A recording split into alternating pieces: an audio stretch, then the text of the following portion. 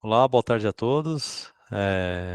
Estamos aqui, né, iniciando os comentários e leitura do Evangelho. Nós vamos começar aqui pelo capítulo 1, tá bem? Nós vamos fazer uma série aqui de leituras e comentários do texto evangélico aqui. A ideia é fazer de todo, né, o Evangelho. A gente vai começar pelo capítulo 1 e posteriormente nós vamos comentando e lendo cada capítulo aqui ao longo das semanas, tá? Aqui no capítulo 1, a primeira lição que vem no Evangelho para a gente, né, o primeiro capítulo é não vim destruir a lei, tá? Começando aqui pelo ensinamento de Jesus, não penseis que vim destruir a lei, ou os profetas. Não vim para destruí-los, mas para dar-lhes cumprimento. Porque em verdade vos digo que o céu e a terra não passarão, até que não se cumpra tudo quanto está na lei, até o último J e o último ponto. Vamos lá, né? A gente tem que dividir aqui e aí, esses ensinamentos estão em Mateus, capítulo 5, versículos 17 e 18. A gente tem que separar aqui, né? O que Jesus... são 4 linhas aqui, mas que Jesus diz muita coisa com essas 4 linhas, né? Que ele nos quis dizer, né? A primeira coisa, a gente tem que pensar, olhando até para a gente dividir em 3 etapas, né? No Evangelho ele divide em 3 etapas o que são, né? Essas leis e os profetas, né? E como dar-lhes cumprimentos. A primeira coisa que a gente tem que discutir é sobre Moisés, porque Moisés, antes de tudo, ele veio trazer aqui para a gente o quê? Duas partes distintas da lei mosaica. O que é a lei mosaica, tá? A lei mosaica, ela é um código de leis, tá bom? Lá nos primórdios, né, onde inventaram, a sociedade era muito desorganizada, ninguém cumpria nenhuma regra, então Moisés e mais alguns legisladores da época, ele criou a lei mosaica, né, a legislação mosaica. E a lei mosaica era um código de leis que tinham 613 disposições, tá, sobre direitos e deveres. O que hoje é comum para a gente, né, ter direitos e deveres, a gente tem a Constituição, a gente tem algumas leis que nos regem, né, mas lá no passado não tinha, por exemplo, as leis que regem um casamento, as leis que regem herança, herdeiros, divórcios. Então, leis bem básicas hoje para a gente, lá no passado elas não existiam, né. Então, Moisés trouxe aí, com mais um corpo jurídico na época, né, numa concepção hebraica, tá bom? Ele trouxe aí a lei mosaica, tá? E ele dividiu em 2. A lei mosaica, que era de fato essa parte lei civil, disciplinar, que ele trazia aqui pra gente, tá? E uma que era totalmente invariável. O que era essa lei invariável, né? As leis de Deus. E as leis de Deus foram dadas, né, escritas em pedra pelo próprio Senhor, né, lá no Monte Sinai. E aí Moisés promulgou as 613 artigos ali de leis que eram ali disciplinares, civis, né, e que essas são modificáveis através do tempo, tá? Conforme a sociedade e o planeta vai evoluindo, essas leis é, vão sendo reescritas e vão sendo otimizadas aí, né, modernizadas de acordo com os tempos em que a gente está vivendo, né? Então imagine que algumas coisas escritas lá atrás não eram que antigamente eram cumpridas, hoje em dia já não faz mais sentido. Coisas sobre, como por exemplo, o papel do homem e da mulher na sociedade, algumas leis que regiam na ocasião, hoje as leis são totalmente diferentes. Mas, o que foi só para contextualizar, porque o que interessa bastante para a gente aqui são as leis de Deus, né? Então, acho que é importante, as leis de Deus, elas estão formuladas, né, em 10 mandamentos. Eu vou ler os mandamentos, que eu acho importante a gente fazer esse registro dos mandamentos, tá? Porque se alguém tiver esquecido algum aqui, a gente faz essa lembrança, né? Então, vamos lá. Os 10 mandamentos das leis de Deus, tá? Eu sou o Senhor teu Deus, que te tirei da terra do Egito, na casa da servidão. Não terá deuses estrangeiros diante de mim. Não farás para ti imagens de escultura, nem figura alguma de tudo o que há em cima do céu. O que há embaixo na terra, nem de coisa que haja nas águas debaixo da terra. Não adorarás, nem lhes darás culto. Só um parênteses sobre essa regra, porque antigamente, né, eles adoravam vários deuses, tá? Então tinha o deus da água, deus da chuva, deus do céu, deus da terra, então eram vários deuses. Então, a primeira regra, que é a única que eu vou abrir um parênteses, tá? É só para dizer que existe um único Deus, tá? E que a gente não deve adorar nenhuma imagem, nada que seja diferente de Deus, tá? O segundo mandamento: não tomarás o nome do Senhor teu Deus em vão. Terceiro, lembra-te de santificar o dia de sábado. Quarto, honrarás a teu pai e a tua mãe, para teres uma dilatada vida sobre a terra que o Senhor teu Deus te há de dar. Quinto, não matarás. Sexto, não cometerás adultério. Sétimo, não furtarás. Oitavo, não dirás falso testemunho contra o teu próximo. Nono, não desejarás a mulher do próximo. E décimo, não cobiçarás a casa do teu próximo, nem o seu servo, nem a sua serva, nem o seu boi e nem o seu jumento, nem outra coisa alguma que lhe pertence. Essas leis, né, na verdade, o que ela vem nos passar, né? Tudo o que Cristo nos ensinou na sua passagem aqui, na sua breve passagem pela Terra, está pautado nesses 10 mandamentos. Na verdade, qual que era a, a principal ideia que Cristo tinha para nos passar? Primeira coisa que ele diz, né, é que ele não vem destruir a lei. Tá? Então é a primeira coisa que teve no ensinamento lá no começo do capítulo: não penseis que vim destruir a lei ou os profetas. Ele não veio destruir nada. Ele veio apenas nos dar caminhos para que a gente consiga ir cumprindo de fato essas leis. Parecem 10 leis bem fáceis de cumprir, mas que na prática a gente sabe que não é nada fácil o cumprimento delas, né? E aí Jesus teve que encarnar e usou aí muitas vezes exemplos, usou muitos. Ele fazia sempre o que estava acontecendo no mundo naquele momento, os exemplos dele, né? Então, cada exemplo dele era muito difícil da gente interpretar, cada frase de Jesus era muito difícil de interpretar. Porque ele até, em algum momento, ele fala assim: o céu e a terra não passarão, enquanto não se cumprir até o último jota. O que ele quis dizer com isso, né? Que era uma coisa da época também, né? Ele quer dizer o seguinte, que não adianta uma parte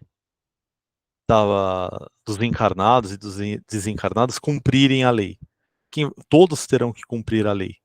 Só assim o planeta evoluirá e só assim nós evoluiremos quanto espíritos. Ele resumiu os 10 mandamentos, né, numa simples frase que resume a nossa missão aqui na Terra, que nos leva ao caminho de cumprir os 10 mandamentos, né, que é amar a Deus acima de todas as coisas e o próximo como a si mesmo. Essa é a lei.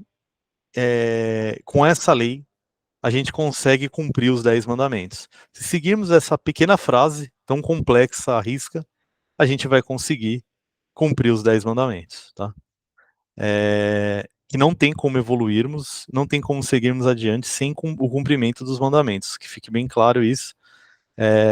Nós sabemos isso há muito tempo e ainda assim cometemos muitas falhas. Né?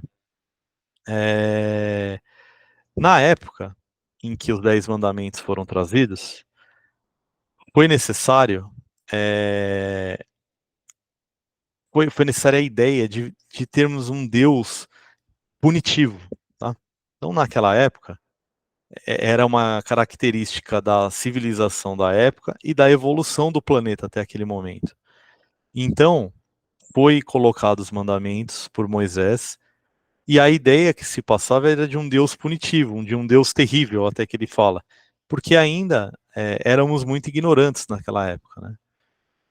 E com a chegada do Cristo, ele nos trouxe que, na verdade, Deus é misericordioso e Deus, ele está aqui para nos apoiar, nos ajudar na evolução, e ele está aqui para cumprir apenas os mandamentos. Ele não é punitivo, na verdade, nós que acabamos cometendo falhas, cometendo faltas aí no decorrer da nossa caminhada, e essas falhas que nos levam a ter punições.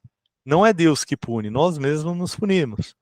Porque sem essas provas, expiações que a gente passa hoje em dia aqui, que o planeta ainda é de provas e expiações, a gente não consegue evoluir. Então, na verdade, não é Deus que é punitivo ou Deus que é terrível, tá? Como era dito na época. Jesus veio nos trazer essa palavra, que Deus ama a todos e é misericordioso. Tá? Só que muitas vezes nós não entendemos que precisamos passar por algumas provações, algumas ideias de seguirmos adiante. A gente precisa passar por dificuldades.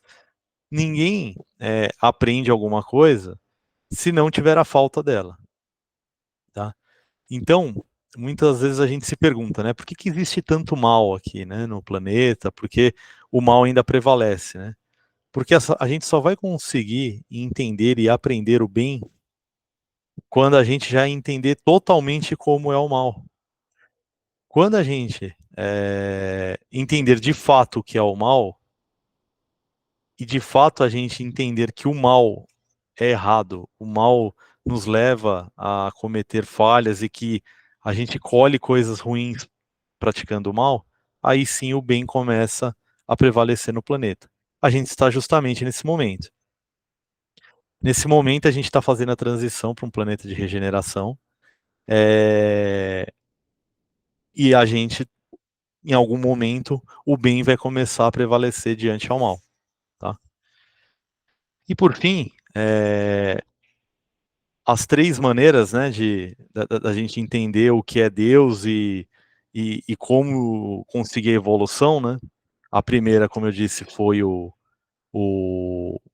foram as leis de Deus, né, que Deus nos enviou. A segunda forma foi Jesus encarnando aqui e nos trazendo tudo isso de informação que temos até hoje. E a terceira é o Espiritismo, que, como no próprio Evangelho diz, o Espiritismo é a nova ciência que vem revelar aos homens, através de provas, a existência e a natureza do mundo espiritual e as suas relações com o mundo corpóreo e material. Tá? O que quer dizer aqui, né? Vamos lá, nós temos as leis de Deus, e ali não tem muito o que discutir, nós temos que cumpri-las.